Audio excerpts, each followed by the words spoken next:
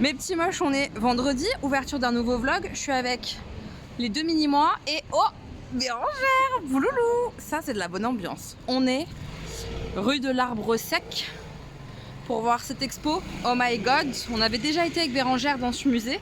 C'est le musée en herbe. En herbe. Et là, c'est une expo autour des dieux asiatiques. Oui, c'est ce que j'ai compris aussi. On a compris ça. Après l'herbe, il y a les fleurs. Quoi? Après l'herbe, il y a les fleurs. Après l'herbe, il y a les fleurs. Voilà, c'était la blague de Stan. Voilà, bonne ouverture de vlog. Non mais on va regarder ce qu'il y a dans le musée, on va vous montrer. Voilà. Puis on vous donnera notre avis. Après, regardez-moi ma petite joyeuse bande, ils sont mignons.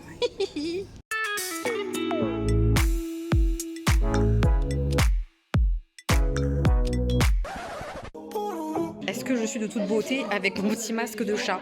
Je comprends pas pourquoi Bérangère elle a pas voulu. On comprend pas. On comprend pas. Parce que c'est. Le chat me va moins bien. Heureusement que Stan et moi on assure. C'est pour les enfants. Ouais. T'as l'air blasé, mais non. Qui a dit c'est? Elle a dit c'est aussi pour les adultes si on veut. On est mignons nous. Augustin il a pas voulu le chat non plus. On est mignons de fou. Regardez-moi sa tête là lui. Il est moyen motivé pour l'activité. Il est moyen motivé. Il fait à moitié la tronche. On espère que ça va se décoincer au fur et à mesure. Oui, on y croit. En tout cas, on est là pour découvrir les œuvres de Wena, c'est ça? Wena, artiste chinoise. Et qui... Dans le reflet du... Ouais, c'est mieux. Ah, c'est mieux là. Mieux. Artiste chinoise qui s'inspire beaucoup de la mythologie chinoise, du coup. Mais pas que. A priori, elle a créé un personnage et tout ça, un super-héros. On va voir. Qui est un chat, les gars. Faut suivre. Hein. Ah ouais. Là, on a le dieu de la joie. Il est beaucoup trop mignon, ce petit dieu. C'est beau. Le dieu de l'honnêteté. Il fait un peu peur, hein. Il a l'air rigide. Et les murs, ils sont vraiment magnifiques. C'est beaucoup trop beau. Ça, c'est le dieu que Stan a besoin d'avoir pour son examen. Pour son bac de fin d'année. C'est bon. On a assez rigolé. Je crois pas, moi. Non, c'est très drôle. Bon, Bérangère, elle a pas le masque de chat, mais c'est elle la plus enfant, en fait. Hein. Elle a fait son petit chat comme ça. Et les deux derniers, celui-là, c'est le dieu de la santé des enfants. Il encourage à bien manger, bien dormir et pratiquer du sport. Et celui-là, c'est mon préféré, je crois. Je le trouve trop beau. C'est le dieu du courage. C'est un guerrier, lui. Il incite à être courageux et à affronter les dangers avec bravoure. Et pourtant, dès qu'il y a un piaf, voilà. Bah, dès qu'il y a un piaf, on aurait besoin de lui, justement. En plus, c'est un chat, tu vois, c'est très adapté. Regardez comme c'est beau les murs. C'est vraiment trop joli. J'adore. C'est vraiment joli comme tout. J'adore. Regardez. Ils sont beaux, ces dieux. Ils sont canons. Donc là, on a la déesse Nuwa qui a créé les humains. Et du coup, l'artiste a créé son super-héros qui est juste là, le tout petit bonhomme. C'est son enfant, c'est Zhangzi. J'adore. Regardez comme c'est beau. Zhangzi. Il est trop marrant, tout orange, avec sa traînée de fumée là, comme ça. J'adore. J'adore toutes les fumées comme ça, colorées. Je trouve ça trop joli. Augustin, il aime pas du tout. Il trouve que ça fait peur. Sachez-le. Voilà. C'est vrai que cet art, c'est particulier là. Hein. Là, ça fait trop peur. C'est vrai. Je comprends un peu Augustin.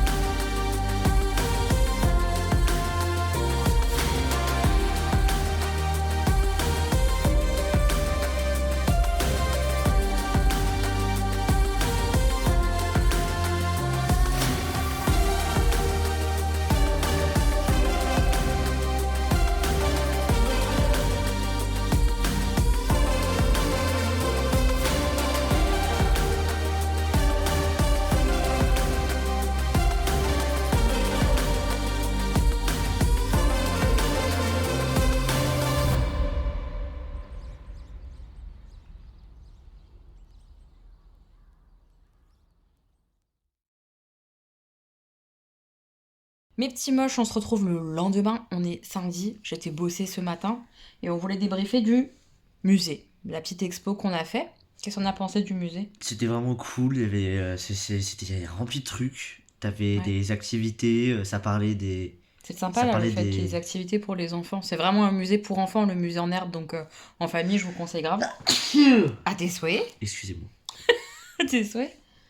Ouais, donc t'as bien aimé qu'il y ait plein de trucs comme ça, des petites Ouais, activités à c'était faire? cool, même si c'était pour des gamins et tout. Oui, mais toi tu te prêtes au jeu, même si c'est pour les enfants, t'aimes bien. T'es un peu comme moi. On Ouais. est des grands enfants, moi et Stan.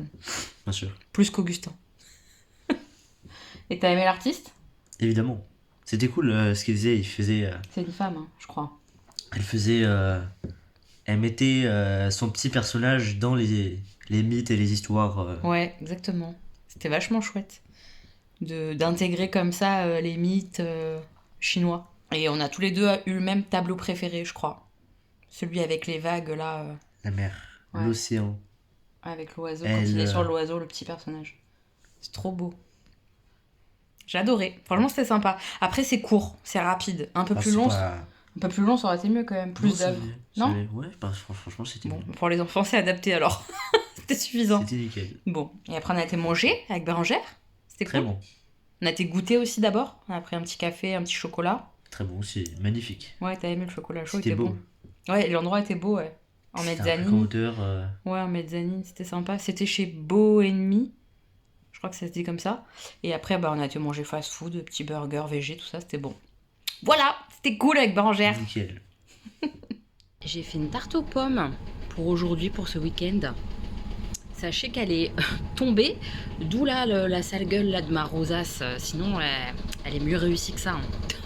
Mais je sais pas, en tirant la plaque, elle s'est cassée la gueule, elle est tombée sur elle-même. Ça a été une catastrophe, j'ai rattrapé le coup.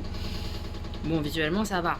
On verra après en termes de goût, mais bon, je pense que j'ai limité les soucis. Ma petite tarte aux pommes. Et puis, j'ai aussi changé mes ongles.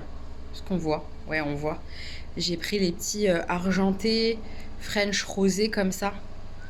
Donc j'ai choisi de pas mettre des French là, de mettre des tout pailletés. Et le reste, ils sont rosés et pailletés. C'est joli, hein. Bon, moi j'adore en tout cas, c'est le principal. Je trouve ça canon. Trop beau. Est-ce que je vous parle de ma lecture maintenant? Oui. Et comme ça, je vais pouvoir lire petite manga, je pense. Petit manga, petite BD. Et puis après, j'ai choisi déjà ma nouvelle lecture. J'ai choisi grâce à Bérangère. Parce qu'elle a lu 3 livres, elle, récemment. Je vous les mets juste ici. Elle a lu Dans mon sang, la grenade. Elle a lu. C'est celui-là que je vais lire juste après, là. Qu'elle a choisi pour moi. Elle a lu... Je me rappelle plus comment c'est le titre. Dans l'attente, en attente, le silence dans l'attente. Je me rappelle pas du titre. Mais elle a lu celui-là qui est très beau, a priori, assez dur aussi. Et elle a lu en romance, par la même autrice que Un hiver à New York, Un cottage pour deux, que j'ai trop envie de lire. Ça avait l'air d'être une romance hyper bien. Elle a kiffé de fou, Bérangère. Donc voilà, les 3 dernières lectures de Bérangère, c'est ça. Et je voulais taper là-dedans. Donc je lui ai demandé lequel je lis. Et bah, sachez que je vais lire Dans mon sang, la grenade. Ça fait penser à la chanson de Clara Luciani d'ailleurs. Et j'ai hâte. J'ai hâte de lire ça. Mais avant de lire ça, eh ben, je vous débriefe du coup ma dernière lecture. C'est le Philippe Besson Paris-Briançon. Je vais vous en parler à la hauteur du résumé. C'est-à-dire sans vous dire trop ce qui va se passer. Mais on est à bord du train Paris-Briançon, train de nuit. Et on va suivre ce qui s'y passe. On va découvrir certains passagers. Les liens qui vont se créer entre des passagers qui n'ont au premier abord peut-être rien à voir avec les autres, etc. Et dès le départ, on sait que tous ne vont pas arriver en vie. Il va y avoir des morts. Et on ne sait pas qui, on ne sait pas comment, on ne sait pas pourquoi.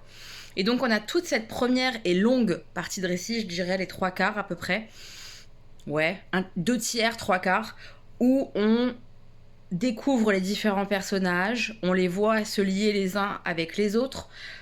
C'est très beau, très bien écrit. Les histoires sont hyper intéressante, c'est de la vie du quotidien mais pas que, il y a évidemment des drames à l'intérieur qui se jouent et se dénouent et se lient, et puis il y a différentes générations, C'est vachement bien foutu, j'ai adoré, je me suis attachée à tous les personnages, c'était vraiment très très beau. En fait, Philippe Besson écrit extrêmement bien, c'est le 3e roman que je lis de lui, et j'adore, j'aime vraiment vraiment beaucoup, c'est court, c'est bien mené, et donc la dernière partie, c'est le dénouement, on va justement savoir ce qui se passe, qui va mourir, voilà. C'est génial aussi parce qu'il y a une autre ambiance qui est extrêmement bien décrite aussi et on est à fond dedans. Donc sur un petit roman, il y a plein d'émotions différentes, c'est très bien mené, très bien ficelé, on s'attache aux personnages, il y a plein de thématiques différentes abordées dans le livre. J'ai adoré, j'ai vraiment adoré ce bouquin-là, je vous le conseille si vous avez envie d'une petite lecture assez intense, avec plein de choses à l'intérieur, mais qui est bien ficelé, enfin foncez, c'est vraiment top du top, j'ai adoré. Mes petits moches, j'ai eu une journée très épuisante moralement, physiquement et tout. Mais comme j'ai terminé ce manga-là et que normalement il est de retour à la médiathèque demain, je voulais vous dire que j'avançais dans cette série, La Reine d'Égypte, et j'aime vraiment beaucoup, j'aime bien le dessin, j'aime bien l'histoire, j'ai hâte de savoir ce qui va se passer pour la reine. L'histoire avance tout doucement et tout, je suis bien dans ce manga-là. Voilà, donc je voulais juste vous dire ça, que j'avais fini le tome 2 et que j'ai hâte de poursuivre la suite. Comme je vous l'ai dit, j'ai passé une journée très fatigante parce que j'ai un adolescent à élever tout simplement et que je me sens seule par rapport à ça et que j'ai pas de réelle solution rapport à certaines difficultés que je peux rencontrer pour mon ado. Donc voilà, j'essaie de trouver les bons choix pour lui. Je crois qu'il n'y en a pas, donc les bons choix pour tout le monde, faire au mieux. Bref, ça vous parle pas et comme je veux pas développer plus que ça parce que ça concerne sa vie et pas que la mienne et voilà, je veux pas développer mais c'est difficile hein, de faire les bons choix, de prendre les bonnes mesures, de décider quand lâcher prise, quand pas lâcher prise, tellement difficile. Bon, ça ira mieux demain. Ça ira mieux demain. En tout cas, j'avance sur du montage, des choses comme ça pour que vous ayez bien une vidéo de la semaine qui s'écoule. Donc voilà. Mais je suis contente d'avoir lu au moins ce petit manga-là, d'avoir terminé ça ce soir. Ça m'a fait plaisir, ça m'a fait du bien. C'est vraiment sympa. Si vous aimez ce côté un peu Égypte antique et tout, c'est un beau manga dans cet univers-là. Franchement, ça me fait plaisir. Je suis contente de retourner un peu en Égypte. Mes petits moches, on est mercredi soir, on est à table avec des pâtes VG, avec des faux lardons, oignons. Et je voulais surtout vous montrer mes petits loulous. Regardez, ils ont été chez le coiffeur aujourd'hui. Beau gosse ou pas? Beau gosse. Augustin, archi beau gosse aussi. Non? Enfin, c'est à toi de nous dire si on est. T'es potable? Mais non, t'es très beau, mon cœur. Très très beau. T'es pas juste potable, t'es très beau, mon amour. Magnifique. Canon, mes petits loulous. Ouais. Hmm. Dites-le en commentaire si vous voulez. Stan, il cherche les compliments en commentaire, voilà. Non, peut-être pas. Peut-être pas. On a fini de manger. La bouillotte, elle est en train de chauffer. Stan, il est en train de me la faire. Il est trop mignon. Je vais aller me coucher dans pas longtemps, lire tranquillement. Je vous ferai un point lecture demain. Parce que j'ai fini une série de mangas. Donc je ferai au moins le point là-dessus. Je pense pas que j'aurai terminé ma lecture dans Mon sang la grenade. Je pense pas. Mais au moins le manga. Au niveau des émissions, il y en a trop. Je suis The Voice, Koh-Lanta, Danse avec les stars, qu'on adore. Le spécial Disney est incroyable. Mario au premier regard qui a repris. J'ai regardé le premier épisode. On a hâte de savoir s'ils vont se dire oui, le premier couple là ou pas. Moi, je pense que oui. Mais bref, j'aime trop cette émission. Et l'île de la tentation. Non, mais vous vous rendez compte de toutes les merdes que j'ai à regarder en ce moment? Je me régale. Non, mais ouais, ça me détend en même temps que je fais un peu de montage. Les en fond, j'aime bien. C'est rigolo, quoi. Enfin, c'est rigolo. L'île de la tentation, il n'y a rien de drôle. Franchement, c'est dur, quoi. C'est se faire tellement de mal, quoi. Enfin, bref. Vous avez vu mes petits loulous? Ils sont trop beaux. Voilà, c'était ça. Les jours se suivent, ne se ressemblent pas, heureusement. Mais pas grand chose à vous montrer là. Donc voilà, je vous fais un petit point lecture demain. Mes petits moches, on est jeudi soir. Je suis rentrée un petit peu tard du boulot, je viens de lancer mon lave-vaisselle, ma machine à laver, donner quelques petites tâches à faire aux enfants. Je suis rentrée un petit peu tard parce que j'étais à un entretien d'embauche. Alors je sais pas du tout où ça va mener, etc.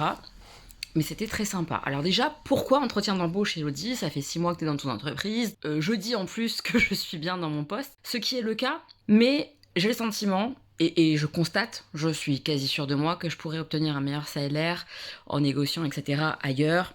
Alors après, il faut voir à quelles conditions, etc. hein. J'ai bien conscience de tout ça, mais j'ai cette volonté toujours d'essayer d'avoir plus rapport à ce que je produis, etc. Vous savez que ma valeur professionnelle, j'ai aucun souci à dire que je suis une excellente secrétaire médicale. Et je pense que c'est important, quand on a cette volonté comme ça d'évolution, de salaire, de carrière, de peu importe, de prospecter, de voir un peu ce qui se passe autour de nous, même quand on est bien dans son poste. Et c'est ce que je fais. Et mon employeur est au courant, parce qu'on ne sait jamais. Si un biologiste appelle mon biologiste actuel, je veux pas qu'il soit surpris de ça. Et en même temps, mon groupe actuel me refuse une augmentation en m'expliquant qu'ils savent mes compétences, etc. Mais que eux, leur façon de rémunérer, c'est uniquement, et c'est ça qui me pose problème, sur l'expérience en fait du salarié. Tu as X années d'ancienneté, tu dois être payé tant. Et ils dérogent pas de ça. Ils ne font pas cas des compétences. Moi, ça me gêne, étant donné que j'ai 5 ans d'expérience. Je pense que je travaille aussi bien que des nanas qui ont 20 ans d'expérience et qui sont du coup bien me payer sur juste le référentiel de leur grille. Je fais des choses concernant tout ce qui est la facturation, les FSE, les rejets de FSE, que d'autres personnes plus anciennes en poste fixe sur des laboratoires ne font pas. Moi, je le fais alors que je suis volante. Donc, c'est même pas mon labo, genre. Enfin bref, il y a des choses comme ça qui me chiffonnent un peu. Je leur en ai parlé, j'ai demandé une augmentation de salaire liée à ça. On m'a répondu le fameux « c'est la grille en fonction de l'ancienneté, on peut pas, blablabla ». Très bien. Écoutez, j'envoie mes CV ailleurs. Comme ça, au moins, les choses, elles sont dites et elles sont claires. C'est pour ça, donc, que j'avais un entretien aujourd'hui. Alors, je suis pas du tout sûre d'accepter quoi que ce soit, même si ça s'est très très bien passé avec l'équipe et notamment la biologiste qui est... Elle est marrante, elle était vraiment marrante, mignonne comme tout, gentille, avec des valeurs. Enfin, j'ai senti des choses hyper importantes pour moi, en tout cas, chez elle. Donc, c'était cool. Le labo en lui-même est super intéressant. Il y a des choses que je connais pas en plus, donc c'est vraiment assez riche. Ils font tout ce qui est spermogramme, par exemple, et je ne connais pas. Donc c'est un autre monde un peu qui s'ouvre à moi, ça fait encore de nouvelles compétences potentiellement, donc ça c'est hyper intéressant. Par contre c'est un labo qui est plus loin, qui est à nouveau sur Paris, donc ça fait prendre un peu de trajet dans la tronche et une amplitude horaire qui est très différente. J'aurai pas tous mes après-midi, j'en aurai pas mal, mais pas tous, et il y a des sacrées journées complètes où on termine à 19h quoi. 19h, c'est raide. En gros ça correspondrait à 3 journée complète, 19h sur 15 jours. Donc c'est pas non plus énorme, mais c'est pas rien. Par contre, quand elles travaillent le samedi, elles ont un jour de repos complet en semaine. Ça change quand même la donne de récupérer un vrai jour de repos où tu ne te lèves pas. Parce que le 6 jours à me lever par semaine, j'arrête pas de vous le dire, ça m'épuise. Donc voilà, il y a des avantages d'un côté, des avantages de l'autre. Il faut voir clairement combien ils vont me proposer en termes de salaire. Je sais pas jusqu'où ils sont prêts à aller. Moi, au vu du trajet, il y a des choses que j'attends. Enfin, c'est pas du tout fait que je parte. C'est pas du tout fait d'ailleurs qu'ils me fassent une proposition. Mais au vu de ce que la biologiste a pu dire, la manière dont elle m'a fait visiter, qu'elle m'a présenté aux équipes... j'ai bien senti que je lui plaisais, que mon profil lui plaisait, et elle a été claire là-dessus. Elle a trouvé que c'était agréable de discuter avec moi, qu'elle me trouve enthousiaste. Bref, plein de qualificatifs que ça m'a fait du bien de les recevoir, donc c'est cool. C'était un chouette moment quoi qu'il arrive. Mais voilà, je voulais vous partager ça parce que je trouve ça intéressant. Tout le monde ne fonctionne pas comme moi, avec cette espèce de veille. Parce que j'ai bien conscience qu'on vit dans une société et une France en difficulté, que c'est difficile d'avoir des augmentations de salaire, etc. Par contre, j'ai bien conscience aussi de la notion du marché. C'est-à-dire que là, mon CV, je l'ai mis il y a 3 jours sur le marché, et j'ai déjà eu 2 appels différents. dont ce poste-là. Enfin, je veux dire, les postes de secrétaire médical en région parisienne, hein, j'en sais rien ailleurs, mais ils sont hyper nombreux. Il y a un turnover de dingue, les gens restent pas à ces postes-là, donc moi j'ai des compétences, je les mets en valeur et je sais ce que j'apporte, quoi. Donc il y a des choses à jouer, des leviers à actionner, et je tente de les actionner. C'est ça que je voulais un peu vous expliquer. C'est que je sais pas hein, si je partirais de mon poste, vraiment j'en sais absolument rien, mais il y a potentiellement des leviers, même si on est dans une France qui est en difficulté, même si on essaye de serrer les salaires, etc. au maximum, bah justement, on limite le nombre de secrétaires au maximum, payez-les correctement, celles qui sont compétentes. Voilà, et c'est là-dessus que je joue, et ça fonctionne un peu. Donc voilà, en gros, hein, j'essaye de voir ce qui se passe un peu autour de moi, de voir de quelle manière je peux augmenter mon salaire, parce que c'est le nerf de la guerre, l'argent. et voilà, et les conditions, bien sûr, les conditions de travail, etc., etc. Et ensuite d'essayer de faire un choix intéressant à ce niveau. C'est pas simple. Hein. C'est pas simple, ça demande de l'énergie. Elodie, tu te plains déjà d'être fatiguée, pourquoi tu t'imposes ça?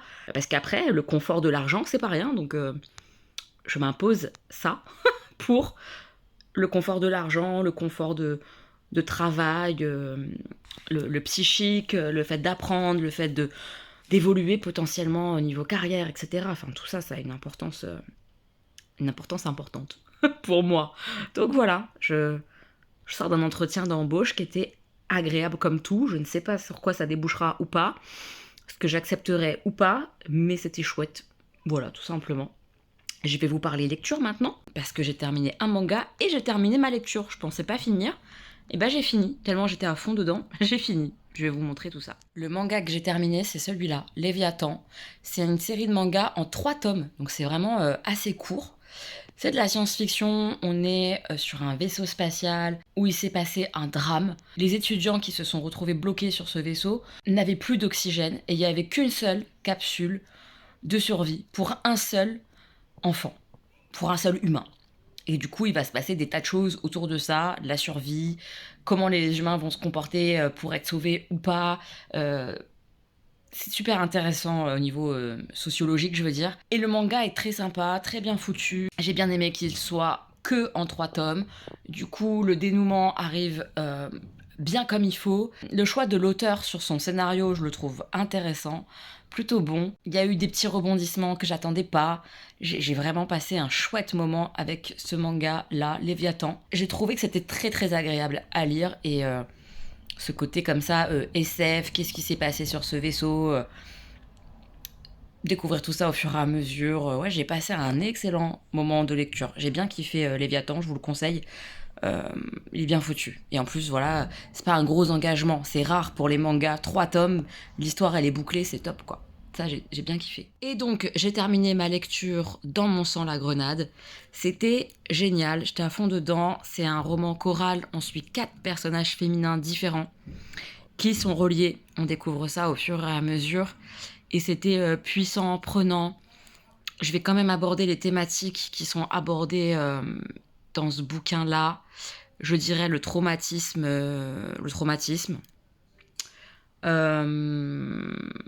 Et beaucoup la notion de consentement. Et c'est une manière différente d'aborder la notion de consentement, par exemple, que dans Nos plus belles années. Mais je trouve que les 2 bouquins abordent la thématique du consentement d'une superbe manière, très différente, mais très bien fait. J'ai adoré Dans mon sang la grenade, j'ai adoré les personnages. Franchement, je me suis attachée aux 4 nanas qui sont toutes les 4 très différentes. Ah, c'était touchant, c'était très touchant, j'ai bien aimé comment c'était ficelé. Il y a quand même des moments très forts où tu te dis presque que ça aurait pu être une fin de livre. Et puis le fait qu'on développe après ces événements assez forts et assez puissants du roman, j'ai adoré, parce qu'on a un vrai après, on a des vraies réponses. Ah, j'ai trop aimé. Vraiment, j'ai beaucoup, beaucoup aimé. Les références, justement, à la chanson Clara Zulciani, je vous l'avais dit dans le vlog, que ça me faisait penser à la chanson, et il y a des références, et c'est très beau. Ouais, la grenade, c'était chouette. Très, très, très chouette. La couverture ne rend pas du tout justice au roman. Je vous le dis, je la trouve nulle. Alors oui, ils ont mis une grenade, très bien, mais c'était pas terrible. Franchement, de mettre ça en couverture, je trouve que c'était pas très adapté. J'ai vraiment aimé les 4 personnages différents. Il y a plein de thématiques différentes à aborder avec chacune. le divorce, l'emprise d'un mari, l'emprise de la société, un peu de vouloir faire bien, être la maman parfaite, la femme parfaite, l'épouse parfaite, avec la maison parfaite. Tout ça, c'est abordé avec un des personnages. La grossesse, plein d'aspects de la grossesse différentes, mais pas la grossesse idyllique, idéale, la grossesse qui révèle certains traumatismes, par exemple. Une autre qui a du mal à s'engager, à avouer les sentiments profonds qu'elle peut avoir pour un homme. Tout ça avec du consentement, tout ça avec plein de thématiques très importantes sur ce que peuvent vivre les femmes. Super bien ciselé, super bien écrit. Ça reste dynamique, même s'il se passe pas des choses tout le temps. On s'attache rapidement au personnage. Alors oui, il y en a 4, donc au début, il faut un peu s'accrocher pour se souvenir qui est quoi et comment, mais très rapidement, on fait quand même bien les liens, les rapprochements, et on s'y fait bien à ce roman choral. Ouais, je me suis vraiment attachée au personnage, c'était archi cool.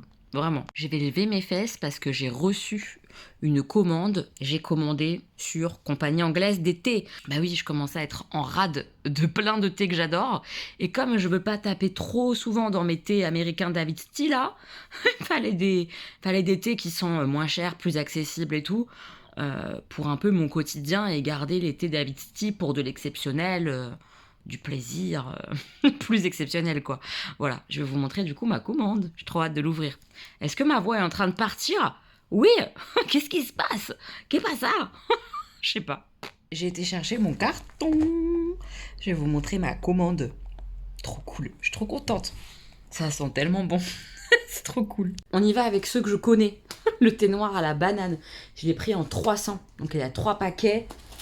Classique comme ça, 200 grammes en fait, à l'intérieur. Celui-là, je vais pas le sentir. Je le connais, je vous l'ai présenté dans mes favoris, le thé noir à la banane. Il sent trop bon si on aime la banane. Un vrai kiff, donc j'ai pris 300 grammes. Je suis trop contente de mon petit thé noir à la banane. 2 gros autres paquets de 200 grammes, donc le double des paquets classiques. Le thé noir Frida, qui est un thé noir framboise myrtille, un de mes chouchous. Et le deuxième chouchou, le Scarlett, qui est praliné chocolat fruit de la passion. Il a un goût très particulier, le Scarlett, difficile à décrire, mais j'adore. Voilà, donc mes 3 chouchous, 200 grammes, 300 grammes pour le thé noir à la banane. On est bien. Ensuite, je crois que c'est des découvertes. Je vais les sentir en tout cas, parce que je crois que je les connais pas. J'ai pris le thé noir cerise. Donc sans surprise, bah, c'est de la cerise. J'adore la cerise, j'adore le thé noir. Oh, ah, ça sent trop bon. Oh là là. C'est une bonne cerise, bien sûr un peu chimique, mais putain, l'arôme il sent trop bon. Ça a un peu un côté un peu cerise acidulé.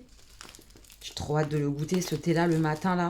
Oh, trop bien. Ensuite là j'ai thé noir Dolce Vita, et celui-là il était en promo. Il y a souvent des petites promos comme ça, je crois qu'il y avait moins 2 € sur le sachet. J'ai dû payer 6 € et quelques au lieu de 8 et quelques. Thé noir Dolce Vita, fruits exotiques, fraises, thé vert.